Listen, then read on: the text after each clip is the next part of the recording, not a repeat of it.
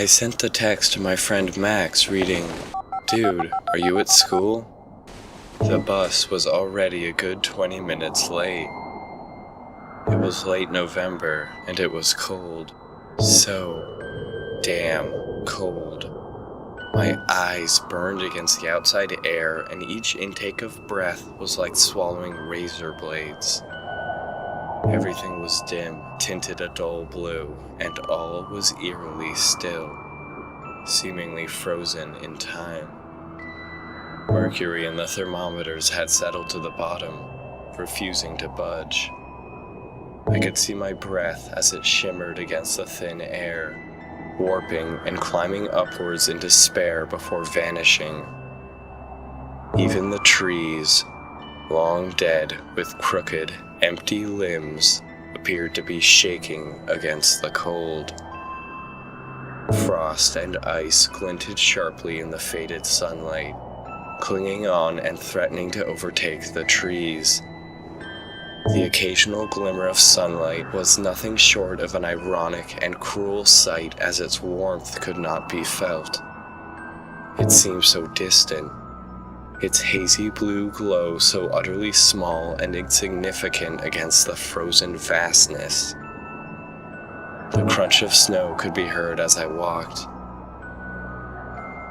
A crisp, sharp sound cutting through what was otherwise dead silence before disappearing into the oblivion, with nothing to return an echo.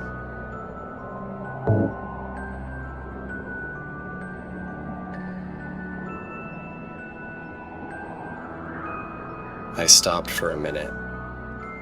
It seemed as if I was the only one in this world. A world of cold, of stillness, of nothingness. Neither the heat of a friend nor the joy of their company existed here. I was taking a note of all this with my eyes closed so as to keep them from freezing when I began to hear the crunching of snow.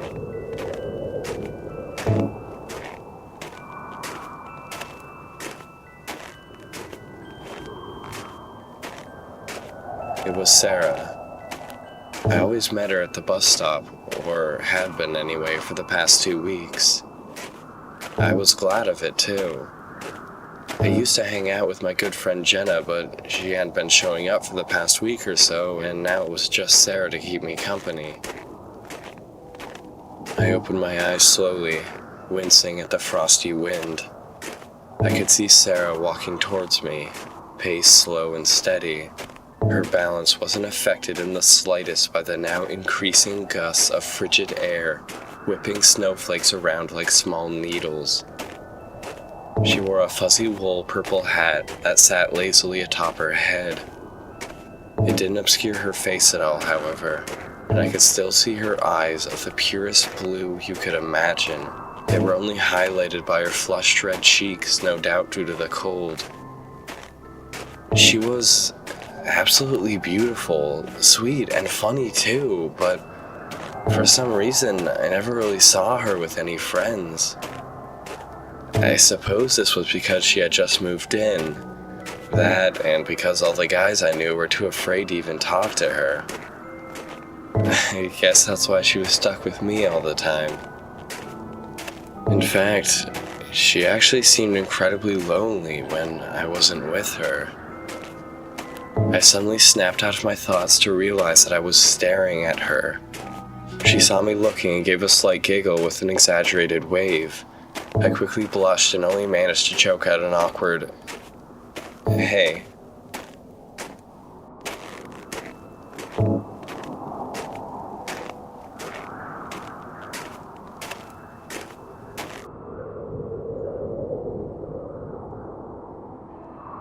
I quickly whirled back around, however, as I realized that something was wrong.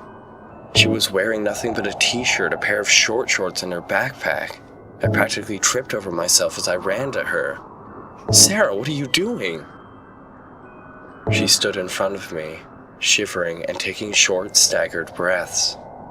Her attire was certainly strange, but there was something else wrong too. Something was different about her. "Did you walk all the way here like this?" She had said earlier that her house was a good 20-minute walk from the bus stop. John is worrying about me. Her face lighting up as her eyes widened and stared straight into mine. She paused for a minute before sheepishly continuing. I thought maybe I could use your coat? Her voice trailed off as she looked down at the ground. I couldn't believe it. I had on several layers of jackets and I was still freezing. I couldn't even imagine how cold she must have been.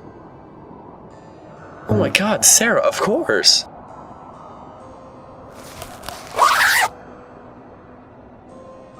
Did you not have enough time to grab a jacket? I asked incredulously, now down to just a t-shirt myself. You must be freezing, and the bus is already really late. You had plenty of time. She shook her head. I wanted to use yours. She giggled, wrapping her arms around herself in the jacket she was now wearing. I was completely taken aback. This wasn't like her at all. You did this on purpose? I've never felt so close to you. She smiled, leaning her head on her shoulder. My mind was racing. I had no idea what to say to that. Sarah, why are you acting so strange all of a sudden? She didn't respond at first, and didn't seem to have heard my question. Aw, won't you be cold now? She suddenly cried, forcefully grabbing my hand in hers. My mouth moved, but words were nowhere to be found. It's okay. I'll just freeze to death. No! She screamed in anguish, beginning to unzip my jackets, meaning to give them back. No, I was joking. Grabbing her arms to stop her. The instant my hands closed around her, her face flushed bright red and she stopped in her tracks. John! You need them more than I do.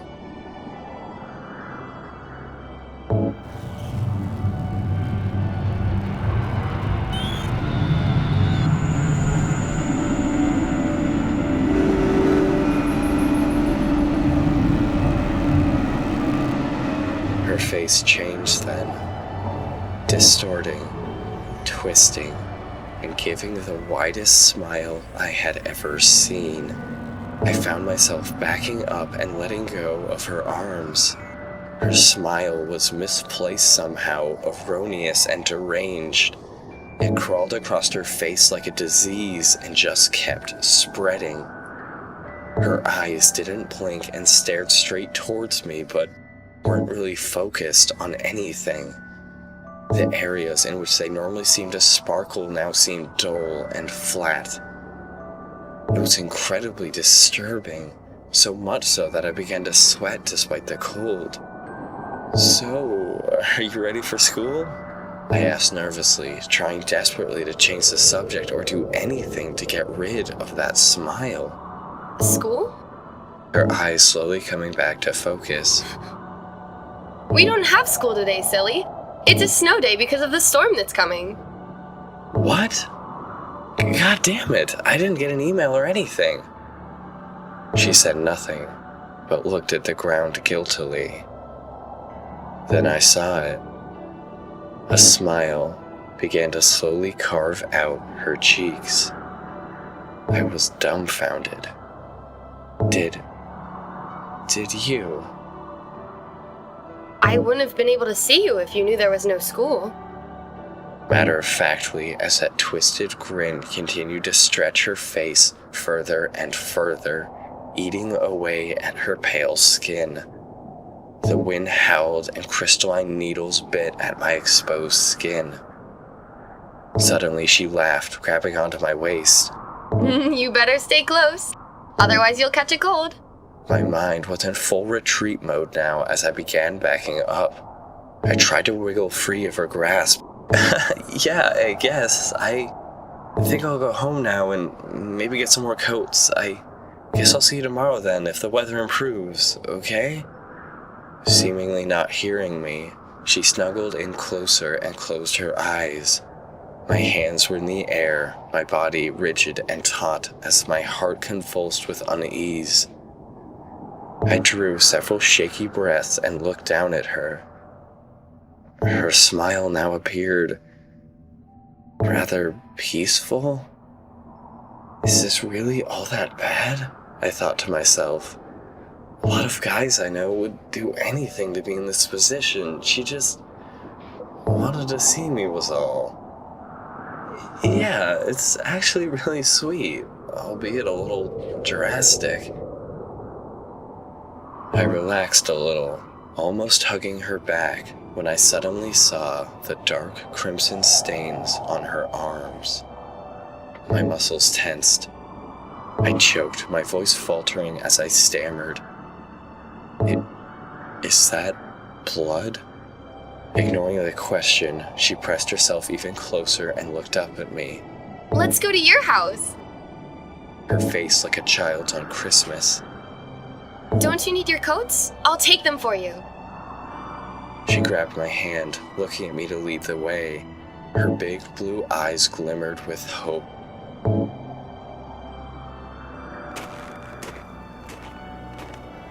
I felt sick, torn between concern and fear.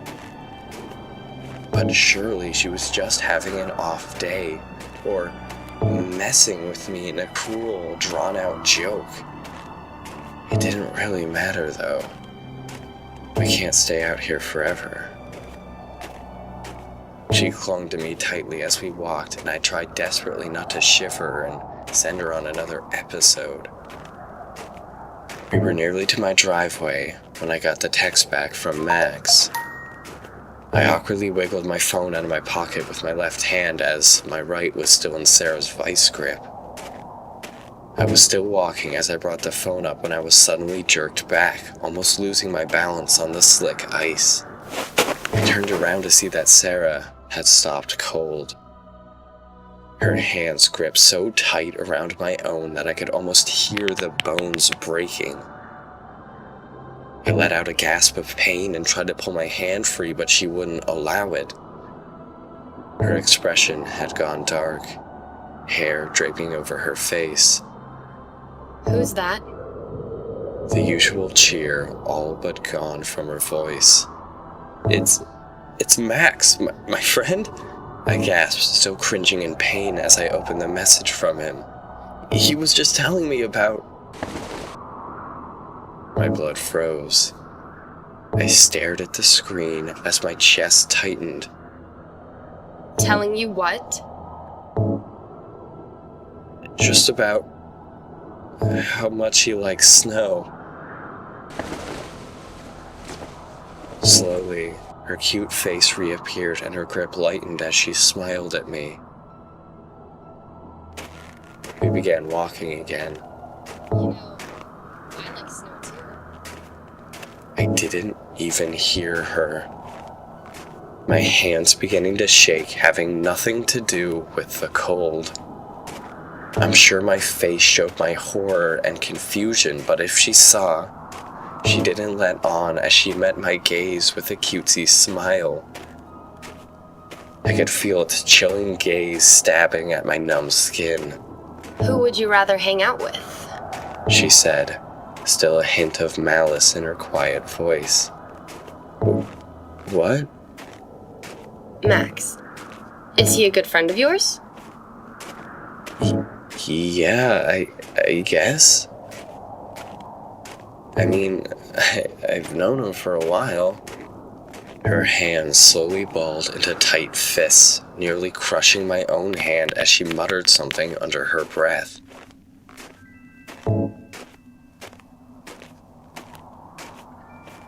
Then she turned into my driveway and started walking down, leading me.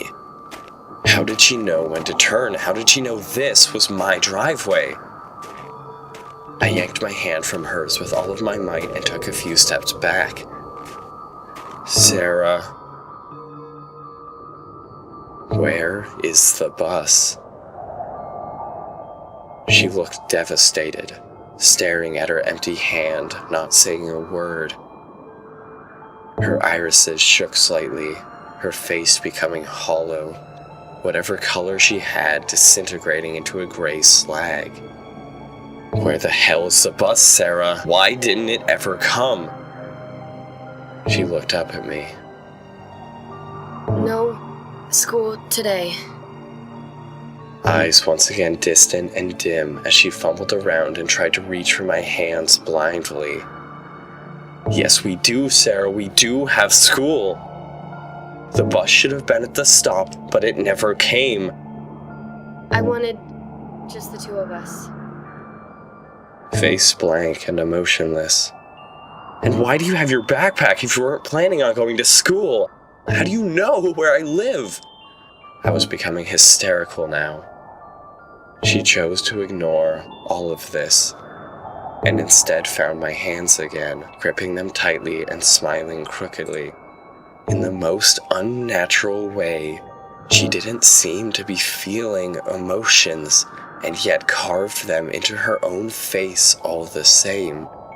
It was as if she was trying to imitate expressions she had seen others express. I'm cold. We should go inside. I took a few long breaths and tried to calm myself down. It must have been a misunderstanding. Max was probably just messing with me. It wouldn't be unlike him to joke around like that and get me all worked up about missing a school day that didn't really exist. He was the one lying, and I had lashed out at Sarah, who was just trying to be nice. Right? I'm not even sure if I believed it myself, but it was better than thinking of the alternatives. I'm sorry. Fumbling for words to make her feel better, I choked out. Thanks for being with me. My heart warmed as I saw her face shift ever so slightly, as if waking from a dream. Her eyes glanced around, taking in her surroundings for the first time. Her sunken, lifeless features slowly ebbed away as, for the first time today, a believable smile flickered into view. One that didn't appear forced or fueled by delusions. When her eyes cleared, focused on me, and realized that I was smiling back, she blushed profusely and turned away. I laughed at that and she started to giggle too. Her black hair meandered around aimlessly in the wind, doing little to hide her embarrassed face. This was the Sarah I knew. The girl who had trouble talking to other people. The girl who always had a bewildered look about her, as if the world was shifting under her feet. The girl who hadn't been able to look me in the eye for several days when we first met. She never talked about herself. She didn't seem to want to. She would always listen, though. And when she did, her eyes always seemed less piercing, less haunted. And I was certain that she could sit silently for hours while I spoke. Before the events of today, I had still known something was off about her, about the way she listened so devotedly. I could always see a faint emotion shift her features, but it was now finally clear what I had been looking at. Relief. When she listened, she appeared relieved. So incredibly comforted to be free of her own thoughts. It was absolutely heart-wrenching, but it also served to make her previous demeanor of a few minutes ago all the more out of place. She hadn't listened at all. She appeared to be trapped in her own mind. As we began walking down the driveway to my house, I looked at her and took a heavy breath, calming my nerves. I only hoped that her strange behavior had subsided for good. We trudged through the slowly accumulating snow. I had been too lazy to shovel it with my parents having left for Hawaii a week ago. Ironically, as much as it pissed me off to imagine them on a beach while I was stuck here. I was actually kind of glad neither of them would be home for a few days, so I wouldn't have to explain Sara to them. It would just be all too like them to try and make things weird if I brought a girl over. We reached the door and I fumbled for my key, eventually unlocking it and jumping inside before too much warm air escaped into the bitter cold. I immediately started up a fire, not really realizing how cold I had been until that moment. I looked over at Sara, taking off the jackets and folding them neatly before placing them down gingerly by the entrance. Her movements were strained, her spindly limbs tired and weak. She appeared to have a normal mental state now, but as she finished up and her eyes glanced at me, I couldn't help but tense a little. "Hey, Sara?" My heart going dark and beginning to pound, distrust and fear suddenly reclaiming me. I had to know. "Could you maybe go to my room and get me a hoodie?" My pulse was racing and my breath quickened. If she could. Anything for John. She cried with a big smile, turning to go. She took several steps further into the house. Her pale form walked deliberately at first, but her pace gradually devolved into a strained, staggering motion before she eventually came to a complete halt. Still facing away from me, her icy voice quietly seeped out. "But I don't know where your room is." I felt a huge wave of relief, thank God. I felt bad for ever doubting her, for giving her such a dumb test. "Sorry, that's right, it's up the..." I suddenly stopped myself.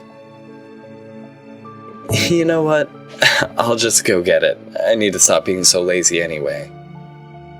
What was wrong with me? I apparently still felt like I couldn't trust her. Stupid. But I just couldn't stop myself. I didn't believe her. I wanted to know if there was really no school. I wanted to know why she had been acting so strange. The only thing holding me back was the fear of such a question bringing back that other smile. That deranged face. So I just kept quiet, instead of asking her if she wanted some hot chocolate. Her eyes lit up. "Is that even a question?" Her ghoulish posture slackening slightly as she turned to face me. I smiled and moved into the kitchen, starting a pot of water to boil. "Would you mind watching this for a second?" "Don't you worry. No one watches water better than me." I laughed and ran up the stairs to my room.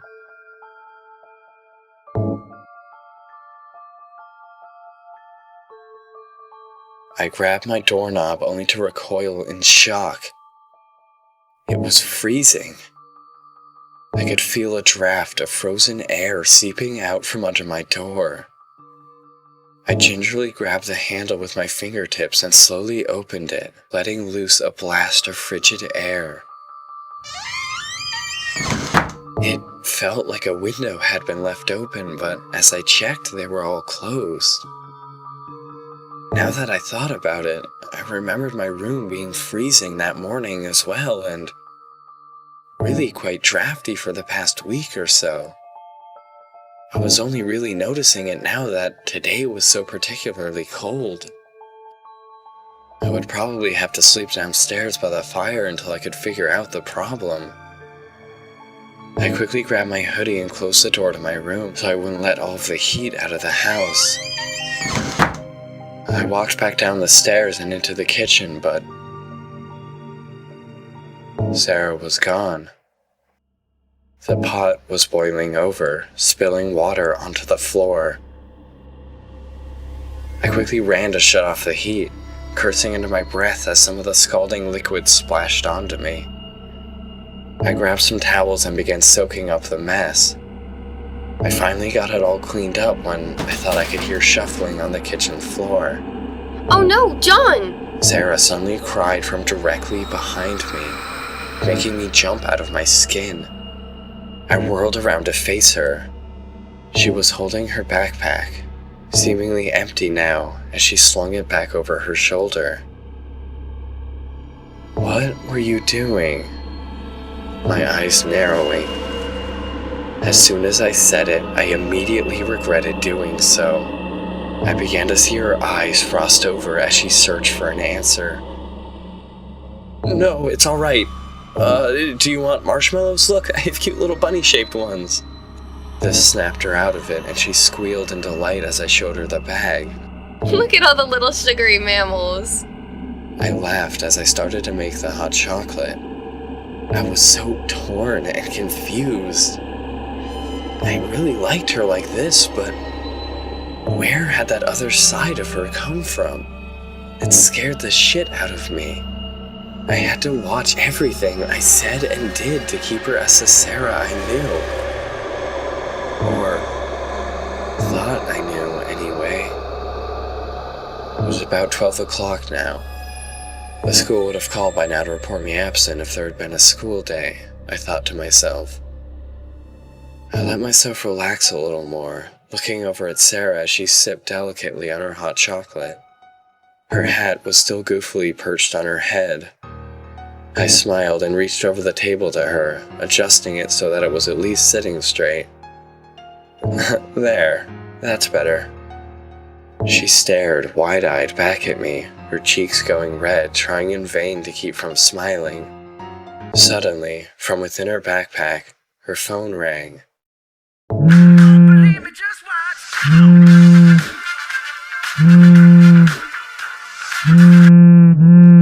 I couldn't help but facepalm as I heard the ringtone.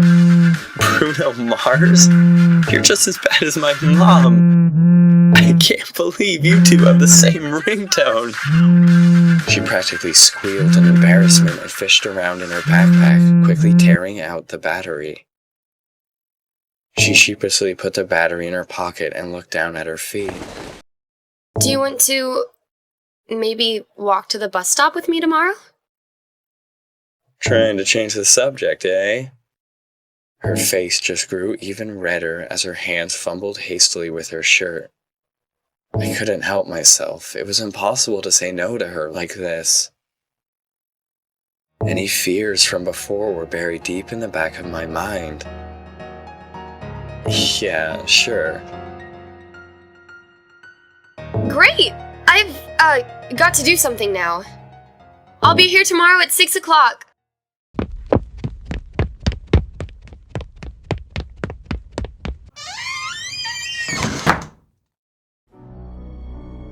I sat stunned for a good minute. Where the hell did that come from? She hadn't even taken a coat with her. Imagining her in just a t-shirt in that brutal cold made me want to run after her, but I knew she was long gone by that point. I lazed around for a few hours, did some chemistry homework, and even shot Max another text saying, "I'm serious, man, we didn't have school today, right?" But he never got back to me. He rarely checked his phone anyway though, so I brushed it off, opting to sit and watch TV rather than simply wait around for his lazy ass to reply. I was absent-mindedly watching some sort of documentary when my phone finally buzzed. Picking it up, I realized that it had just run out of battery. Max still hadn't responded. Groaning, I stood up and picked up my house phone. I punched in his number and brought the phone to my ear. Dial tone. I tried again. Dial tone. Frustrated, I looked at the monitor. No service. What? It was a landline. How is that even possible? Must have something to do with the storm. I sighed and tossed the phone, plopping back down onto the couch.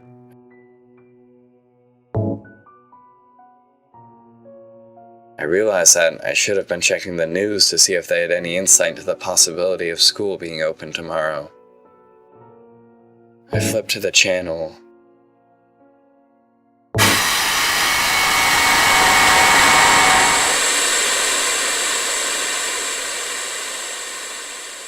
And my heart practically stopped. I only heard the tail end, not releasing images or further details on the bus incident. Then the camera switched and I began talking about the highway conditions. I felt an absolutely horrible sickness gripping me. It couldn't be, could it? Surely that little dialogue I heard couldn't have been about that. Not the bus on my route. That would be ridiculous. I'm not even sure what I heard. I tried in vain to calm myself down, but I quickly realized that I had to know for sure. A strong wind suddenly gusted outside and the house shook, tremors being sent down every dark hallway. I stood up from my couch slowly, glancing at the snow beginning to plaster against the windows. Although gray and dull, the flakes seemed to glow against the oppressive darkness as nighttime fell.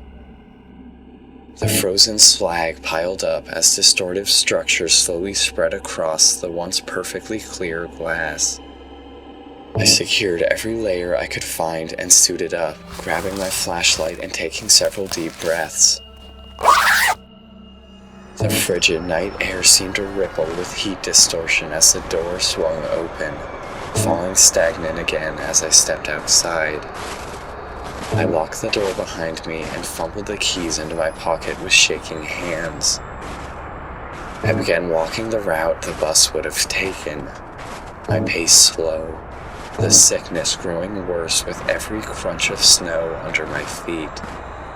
The school didn't report you absent. That's because the phone is dead. Max was just playing a joke. Then why didn't he ever text back? Nothing I said to myself made me feel any better.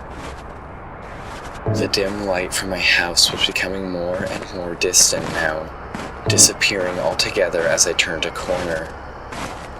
Now just me and the flurry of snow. The skeletal trees surrounding me groaned against the wind, their twisted black shapes silhouetted against the deep blue hue of the night. I hadn't seen another house for some time now. The families in my neighborhood were exceedingly spread apart, and the empty stretches of road seemed to snake on forever at points. More often than not, the snowplows didn't even find the time to drive as deep into the community as I was going. It was snowing quite heavily, but I was still certain I would be able to faintly see the tracks of the bus if it had driven anywhere. Despite this, I hadn't seen its tracks for over a mile. Ordinary cars never usually drove up the way I was walking, and yet I noticed that the roadway was layered with the tracks of smaller vehicles. They looked fresh. That's when I saw something up ahead, barely visible in the haze. Lights, flashing red and blue just around the next bend. Whatever sanity I had left was quickly draining. I approached the lights and peeked around the corner. I didn't want to believe it, but the sight that greeted me was something I had known I would find all along.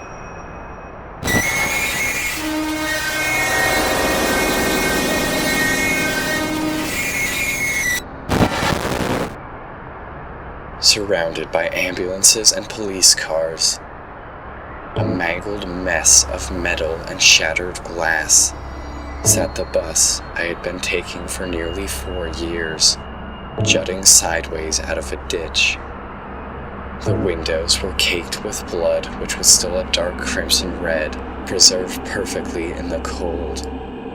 The once hot, steaming liquid had frozen solid to the splintered glass, encircling small bullet-sized holes. The ambulances were stuffed with body bags as the surrounding street was scattered with a few severed limbs. I swore I could see steam softly rising from the dead white appendages as they were ever so slowly covered in drifting snow. I tried to listen to what the officers were saying, but not daring to get close, I could only make out a few words and jumbled phrases. Hacksaw, removed post-mortem, and one that made my stomach churn. A few pieces missing. Realizing how downright suspicious I looked, I began sprinting back to my house, trying to keep my stomach down as my heart lurched rapidly.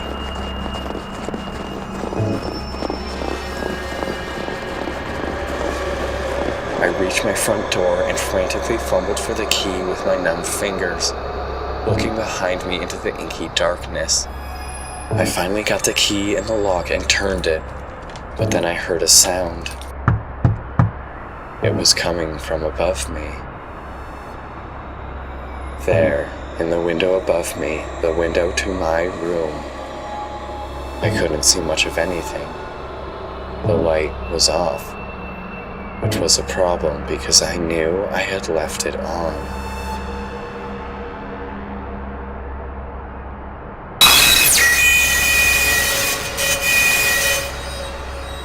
Fear negating my ability to breathe for a second. How the hell did she get in? I creaked the door open slowly. Sarah? I called into the house, hearing it echo down the empty hallways. What are you doing in here? My voice trailed off. What the hell was I doing? I needed to run now! As a wind gust shrieked outside and blasted me with cold air, I watched the dim moonlight dance through the empty rooms of the house. If Sarah was still inside, she didn't say anything, and her silence continued as the wind howled and the house groaned. Something was beginning to roll down the stairs from the top. Something heavy. From my position, I could only see the base of the stairs, so I could only listen as the sound grew closer and louder.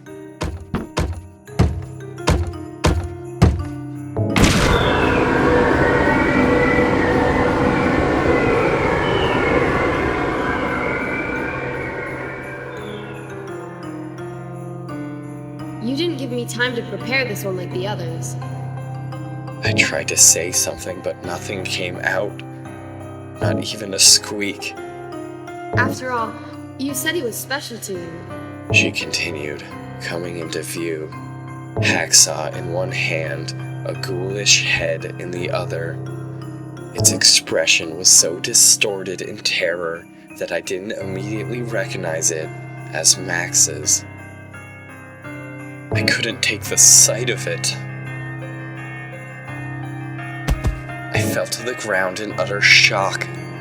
I tried to scream in anguish, but as before, I couldn't make a sound and simply dry heaved into my hands.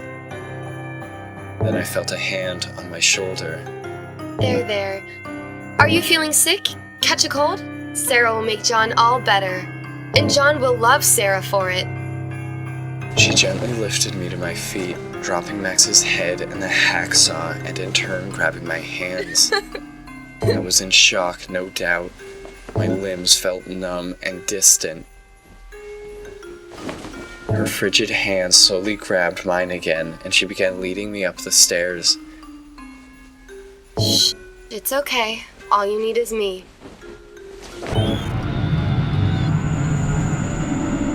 Next thing I knew, I was on my bed with Sarah sitting close next to me, holding my hands in her lap. Her face a contorted, grinning mess. It's cold in here, you know. Maybe if you just held me. I managed to choke out 2 words. My friends. My eyes began watering. Shh. John's friends are all here. Mrs. Bus Driver Lady's over there. She assured me, pointing to a mangled, bloody mess in the dark corner of my room. Through my bleary vision, I could make out a ghastly set of eyes staring lifelessly ahead from within the mound of flesh. The sight was horrendous, and I turned my head away, gagging some more. You don't need anyone but me. But I didn't want John getting lonely either. So I kept your friends here. Most of Jenna is in your closet. I cut a hole in your roof so she could stay there for longer. Room temperature is no good for friends. It must be cold, like outside. I've let her be with you all week. It's my turn now. I began thrashing around, trying to scream, but only letting out strangled squeaks. I couldn't take any more of this. She giggled and interlaced her fingers with mine, pinning my arms down and bringing her face inches away, grinning from ear to ear. Her head was tilted to one side, her dull gray eyes swirling with darkness. Only me to love now. John loves me now. I shook my head violently. No. You're so funny. John loves me, and I love John. So much. Much more than his parents. His parents wanted to leave him, but I made them stay with John. Made them stay. Her hand moved and gestured to under my bed.